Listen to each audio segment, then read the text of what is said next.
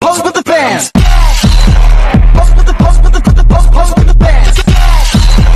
Pose with the pose with the pose with the bands. Pose with the bands.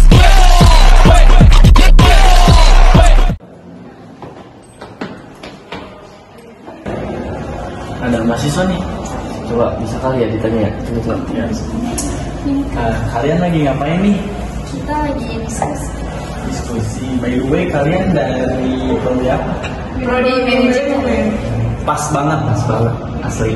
Bisa buat kita tanya-tanya. Coba emang sekarang semester berapa? Kita lagi ada di semester akhir. Berarti lagi fokus banget ya sama skripsian ya? Iya. Iya. Nah, kalian kan dari prodi manajemen. Prospek kerja apa sih yang kalian pengen kalau udah lulus gitu? Menjadi apa? Ya kan bentar lagi lulus ya. Kalau dari aku sih manajer ya. Sama aku juga manajer. Oh, berarti kalian tiga-tiganya pengen jadi manajer gitu? Iya. Coba. Kalian mau pada jadi manajer kan? Iya. Coba emang apa sih manajer? Sini aku kasih tahu. Menurut George Terry, manajer adalah seseorang yang bekerja dengan atau orang lain untuk mencapai tujuan organisasi dengan cara menggunakan sumber daya organisasi yang efisien dan efektif. Boleh ya?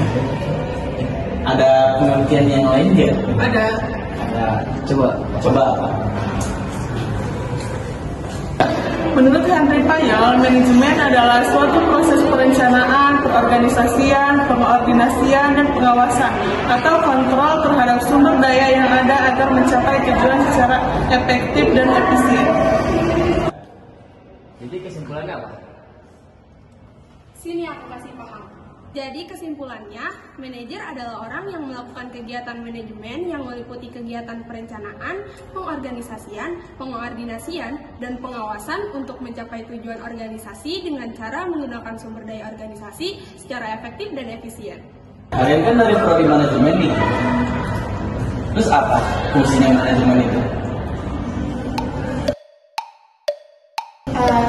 Kita ke toilet dulu ya, Kak. Mau kemana? Mana? Kalian? Hey.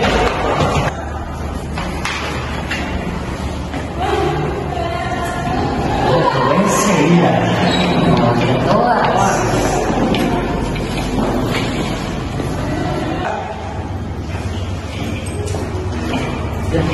Ada sih ya.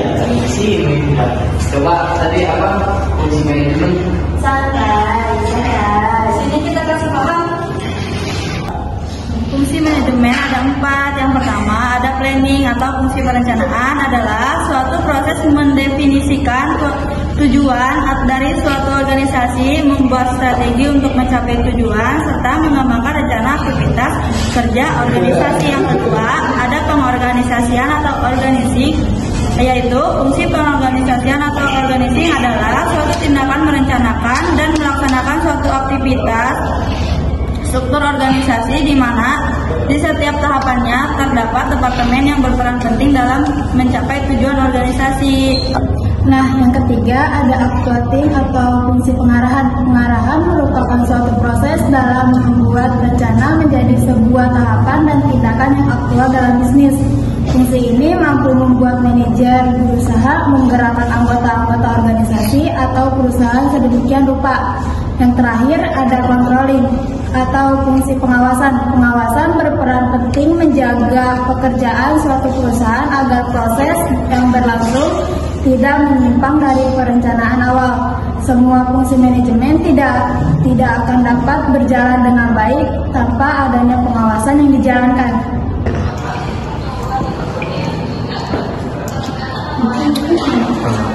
Apa lagi ya? Kalau mau nanya, tapi bosen ke cewek mulu. Ke cowok aja kali ya?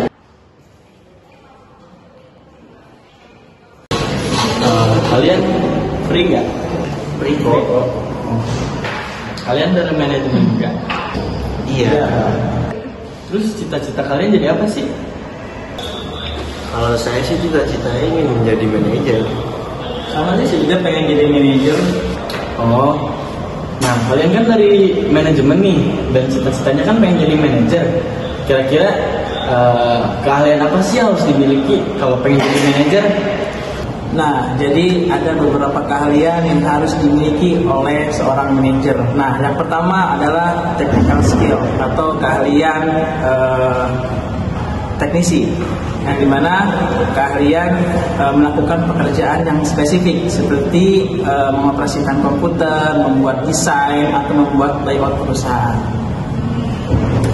Nah, yang kedua, keahlian berkomunikasi atau berinteraksi dengan masyarakat atau human relation skills, yang berarti manajer harus bisa memahami dan melakukan interaksi dengan berbagai jenis orang di masyarakat. Di antaranya seperti bernegosiasi atau memberikan motivasi kepada karyawan-karyawannya dan lain sebagainya. Yang ketiga, keahlian konseptual atau conceptual skills, yaitu keahlian dalam berpikir secara abstrak, sistematis, termasuk di dalamnya mendiagnosis dan menganalisis berbagai masalah dalam situasi yang berbeda, bahkan keahlian untuk memprediksi di masa yang akan datang. Nah, yang keempat yaitu keahlian dalam mengambil keputusan, decision making skills, yaitu keahlian untuk mengidentifikasi masalah sekaligus menawarkan berbagai alternatif solusi atas permasalahan yang dihadapi. Nah, keahlian yang terakhir yaitu keahlian dalam mengelola waktu atau time management skills, yaitu keahlian dalam memanfaatkan waktu secara efektif dan efisien. Selain keahlian manajer yang teman saya sebutkan tadi, ada beberapa keahlian lain yang harus dimiliki oleh seorang manajer. Satu, keahlian dalam manajemen global.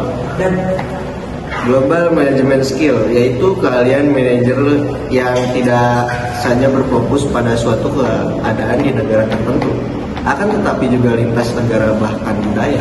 Dua, technological skill, yaitu keahlian manajerial dalam mengikuti dalam menguasai berbagai perkembangan teknologi yang terjadi.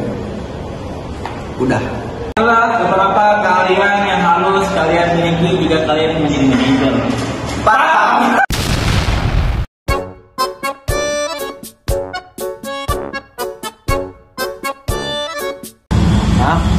Saya ikut tanya ya. Kan saya tadi udah nanya nih ke teman kalian yang di dalam soal keahlian manajer.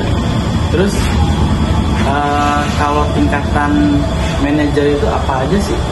Tingkatan manajemen itu terbagi menjadi 3. Yang pertama, manajemen puncak. Bahasa Inggrisnya tuh top level management, merupakan tingkatan tertinggi, bertanggung jawab atas perencanaan strategis, pengambilan keputusan besar, dan menentukan tujuan organisasi secara keseluruhan. Contohnya tuh CEO, direktur, dan presiden. Yang kedua, ada manajemen menengah. Bahasa Inggrisnya tuh middle level management, bertindak sebagai penghubung antara manajemen puncak dan manajemen bawah, dan bertanggung jawab mengimplementasikan kebijakan dan rencana yang dibuat oleh manajemen puncak. Contohnya manajer departemen dan kepala divisi. Nah, yang terakhir ada manajemen bawah ataupun lower level management, berfokus pada pengawasan operasional sehari-hari, memiliki tanggung jawab untuk memantau kinerja karyawan dan juga memastikan tugas yang dilaksanakan sesuai dengan rencana. Contohnya itu seperti supervisor, mandor, dan juga kepala tim. Nah, jadi dari 3 tingkatan tadi memiliki fungsi dan juga peran yang saling berkaitan dalam mencapai tujuan organisasi. Oh iya, dari tadi lu nanya-nanya terus, emangnya lu siapa sih? Gimana ya? Jadi kesimpulan pada materi pertama adalah manajer adalah orang yang melakukan kegiatan manajemen yang meliputi kegiatan perencanaan, pengorganisasian, pengoordinasian, pengawasan untuk mencapai tujuan organisasi dengan cara menggunakan sumber daya organisasi secara efektif dan efisien. Lalu pada materi yang kedua ada POC, yaitu planning, organizing, actuating, dan controlling. Yang ketiga, keahlian manajer ada keahlian teknis, keahlian komunikasi, keahlian konseptual, keahlian pengambilan keputusan, dan keahlian dalam mengelola waktu. Dan keahlian lainnya, yang pertama ada keahlian manajemen global, dan yang terakhir keahlian dalam teknologi. Dan yang terakhir ada tingkatan manajer. Yang pertama ada top level management, yang kedua ada middle level management, dan yang terakhir ada lower level management.